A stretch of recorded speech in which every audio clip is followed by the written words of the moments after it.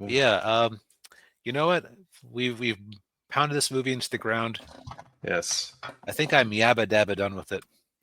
Yeah.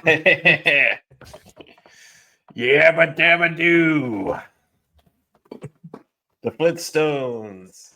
The Flintstones live action movie from 1994. Yes. I remember seeing this in theaters. Um, I didn't see it in the theaters. I watched it when it came out on video. I think where I was living at the time, it wasn't showing in any of the theaters for some reason. Huh. Yeah. Well, were you well, were you in Alabama? We don't Well, like it because it encourages the theory of evolution.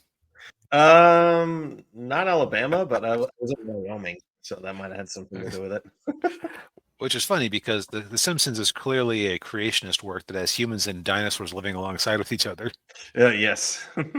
It has episodes featuring Christmas, despite the fact that it's a few thousand years before the birth of Christ. yeah. Anyway, so the Flintstones live action movie, I think this might be one of the most earnest attempts at bringing a cartoon to live action I've ever seen. Yeah, I think so too. Yeah, because they did a great job of creating bedrock, of building bedrock, actually building the structures and and building all the cars and having all of the actors look like the characters. I mean, they're pretty accurate to their depictions. Yeah. So this was an Amblin Entertainment joint. Mhm. Let's see here. Who all does it star? We got John Goodman as Thank Fred you. I could not Flintstone. think of John Goodman for some reason. Yeah, who apparently he hated doing this movie because a lot of it was because of his haircut. He's like, I've spent the last 6 months with my haircut like this. Oh, man. Yeah, apparently, I think he only did it as a favor to Steven Spielberg. Makes sense. Yeah, and I don't remember that episode, Chengus. Although it's been a while since I've Billy and Mandy. It's Billy. I haven't heard of Billy and Mandy. That was a 2000s Cartoon Network show. What's he saying about Billy and Mandy? He said they unfroze Fred. No, but that sounds interesting. Yeah. Yeah, and then you have Elizabeth Perkins playing Wilma. And then you've got Rick Moranis as Barney Rubble, and then Rosie O'Donnell as Betty Rubble, which I probably really bad casting, if I'm being honest, because because a lot of people, for a lot of kids, their first crush was Betty Rubble, and it doesn't really fit. See, I thought she was cute enough. Yeah. One thing watching this in 4K made me realize is that poor Rosie, like she was walking around in that sleeveless dress outside a bunch, and you could see her her shoulders are just freckled and covered in sunburns and peeling skin in a lot of shots. It's like, man, what are they doing to that poor woman? Yeah, get her some sunscreen. Yeah, seriously. Yeah. Well, yeah.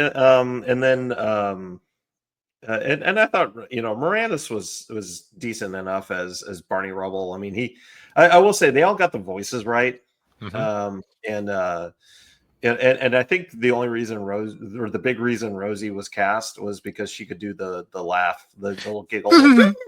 Yeah. Yep. Yeah. So it occurs to me, let's take a step back.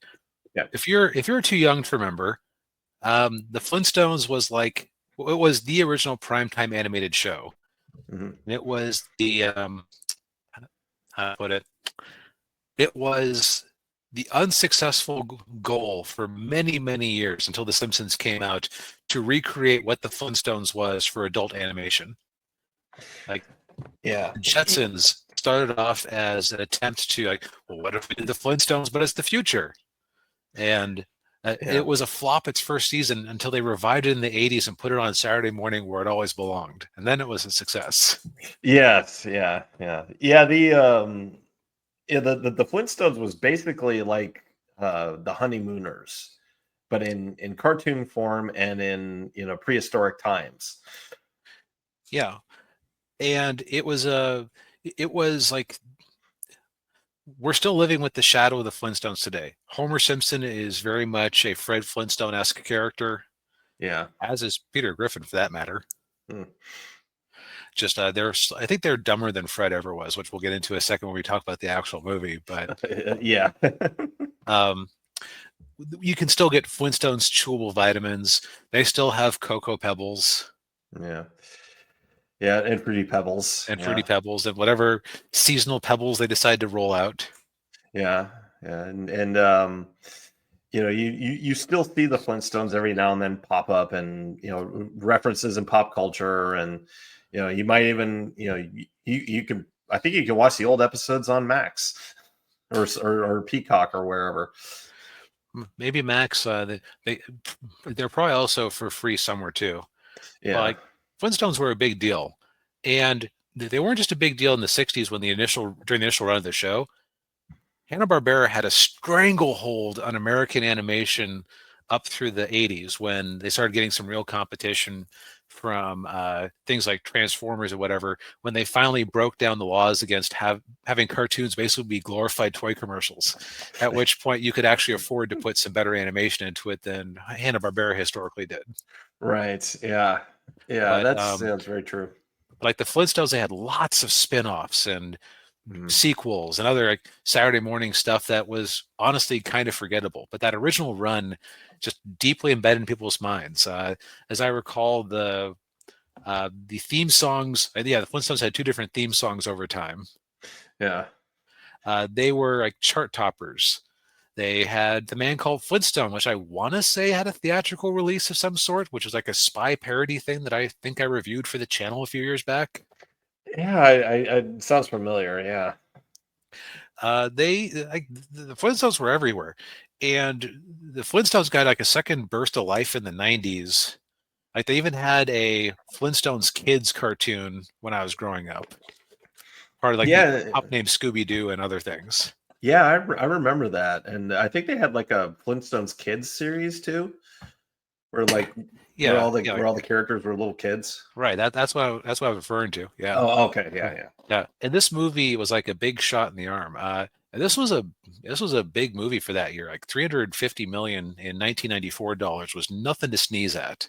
Oh yeah, yeah. And I remember there was a lot of hype around the movie too before it came out. I mean, you had all of these companies doing promotional tie-ins. I know McDonald's had a Oh big yeah. promotion going on. Uh, So if you're like my family and you still have one of those horn flask glasses, Yeah.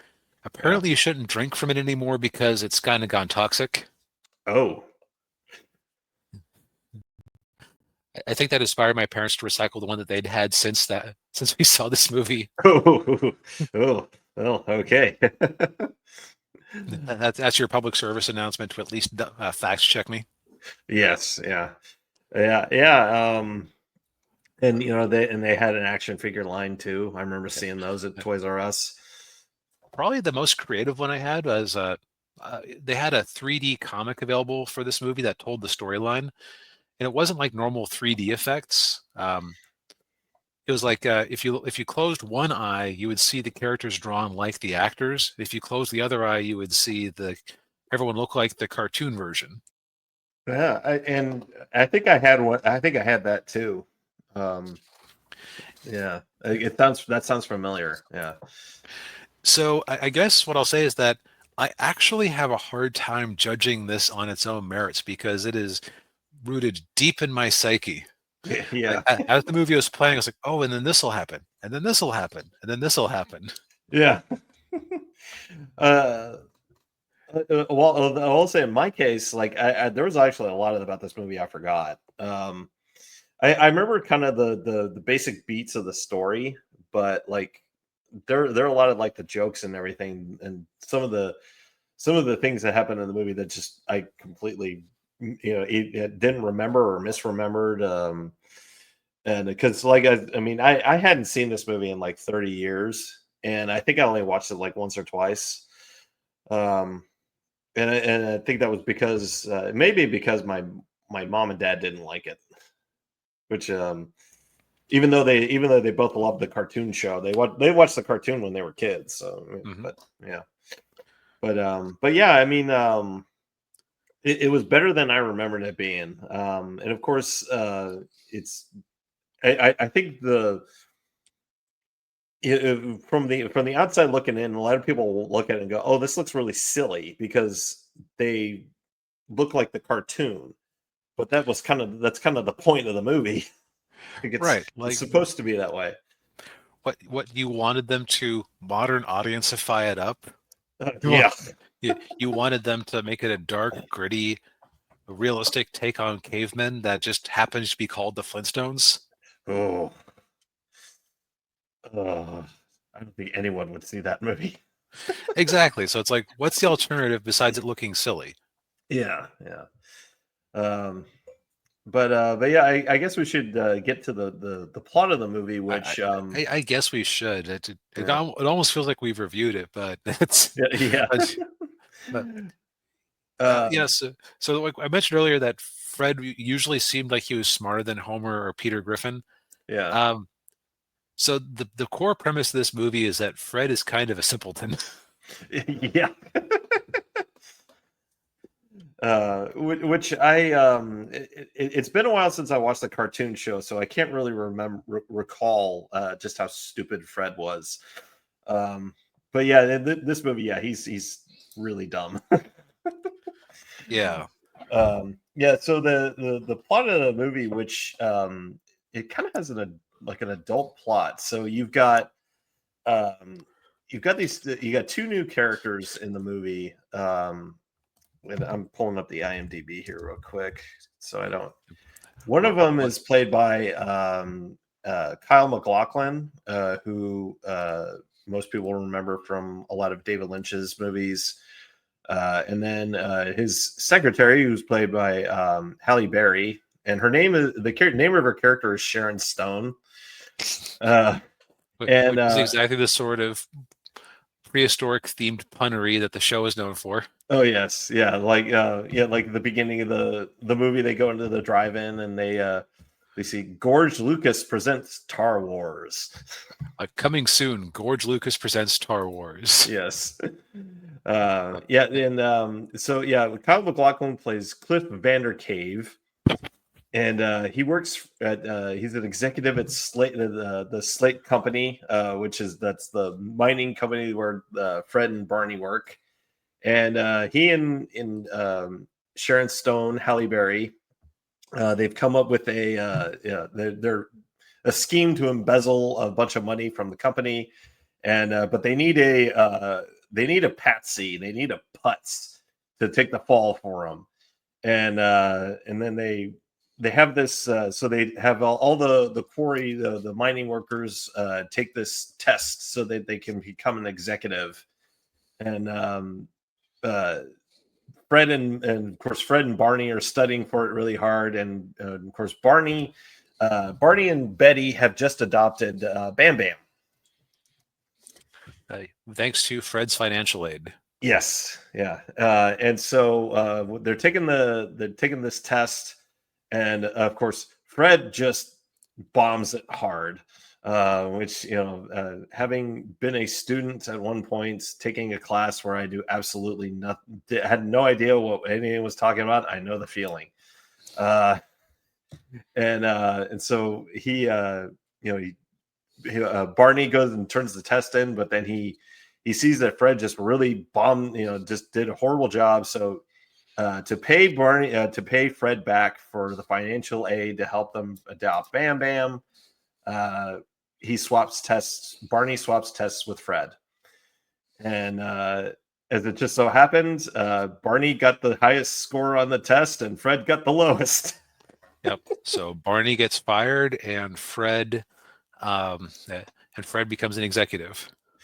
Yes, and then and as he's an executive, the bad guy Cliff, he's making Fred sign off on all these things, and of course Fred has absolutely no idea what he's signing.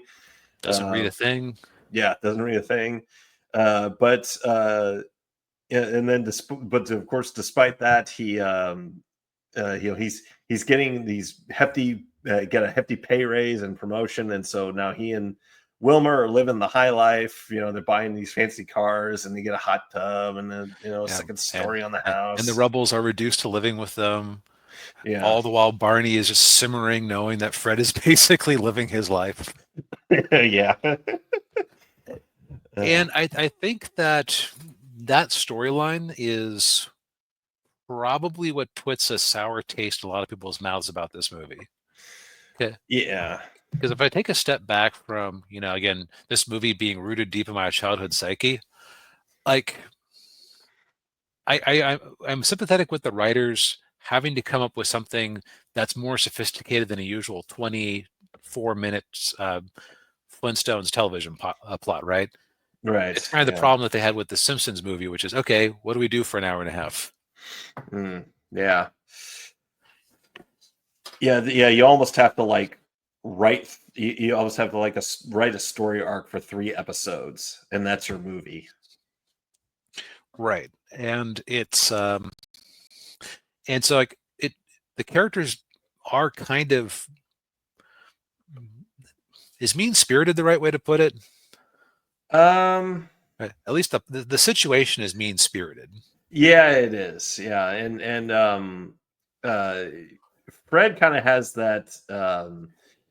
You mentioned Peter Griffin, or Peter, where he's whenever Peter gets any kind of success in his job, it really goes to his head, and he becomes a jerk, and we kind of see that with Fred.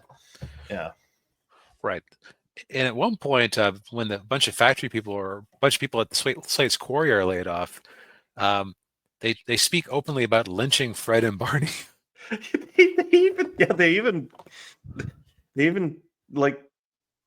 the rope and the noose. Yeah. It's like, what? Yeah. What was the line I called out in that scene? I thought was pretty clever. I remember it. Yeah, it was what was it? It was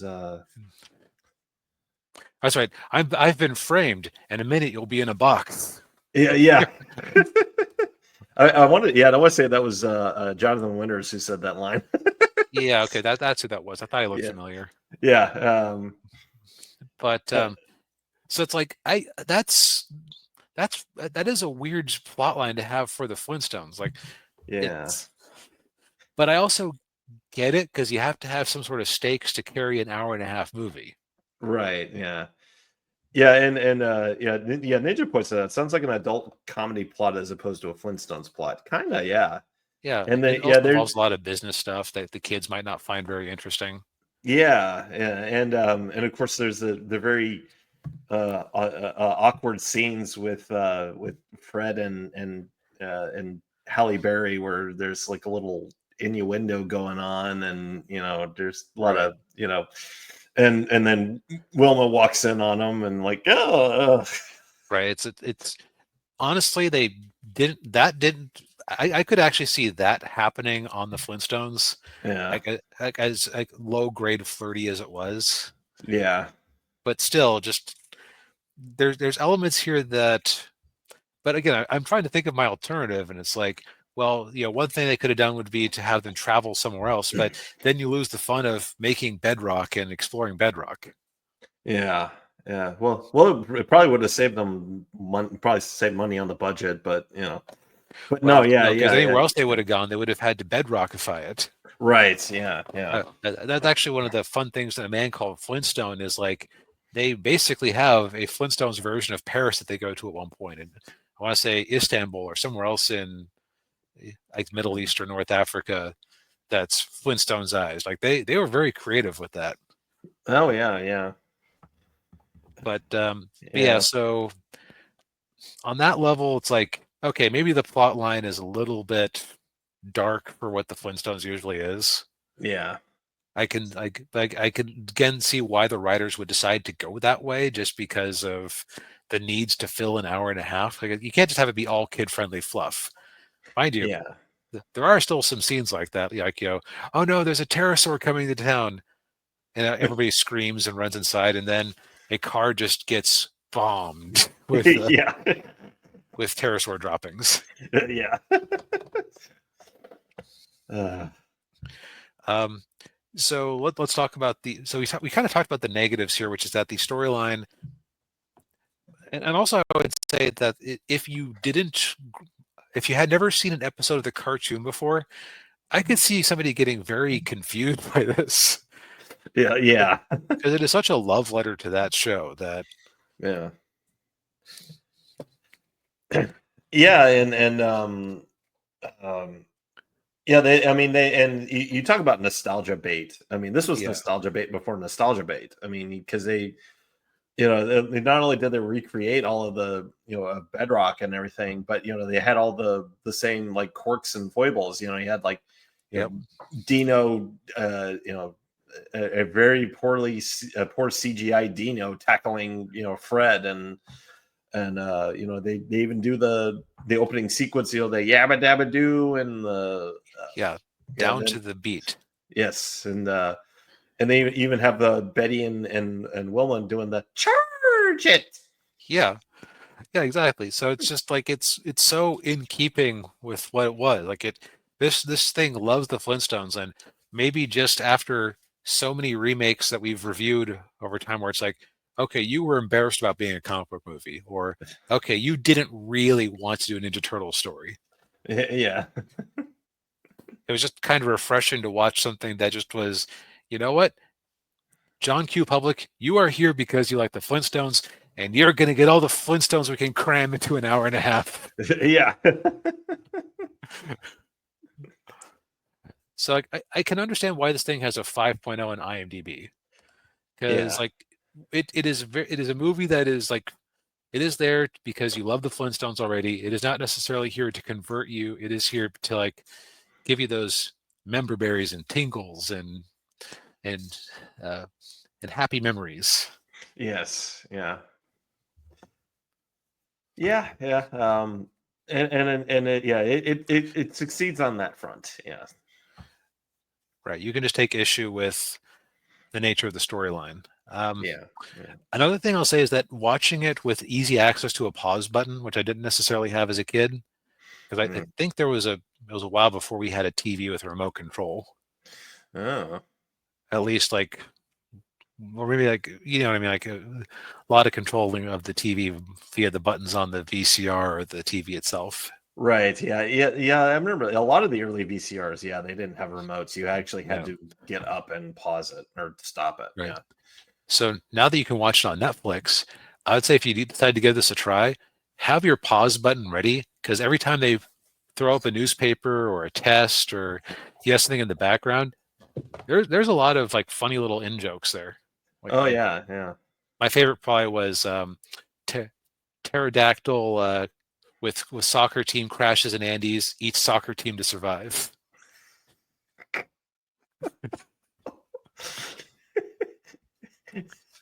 They put that in a kids movie. That is a blink and you miss it moment. That is Yeah. something that the writers of The Simpsons would talk about doing, because they knew that certain types of people would record every episode and be ready to freeze frame anything that they put up there. Yeah. Yeah, and on the newspapers too, the pictures of Fred are from the cartoon show. Yeah, that was a funny detail too. Like anytime Yeah. they're portrayed in art, it's always like cartoon style, Yeah. which is just another thing. Like, if you didn't know that this was a cartoon, you'd be like, what the hell is Fred looking like that for? Yeah.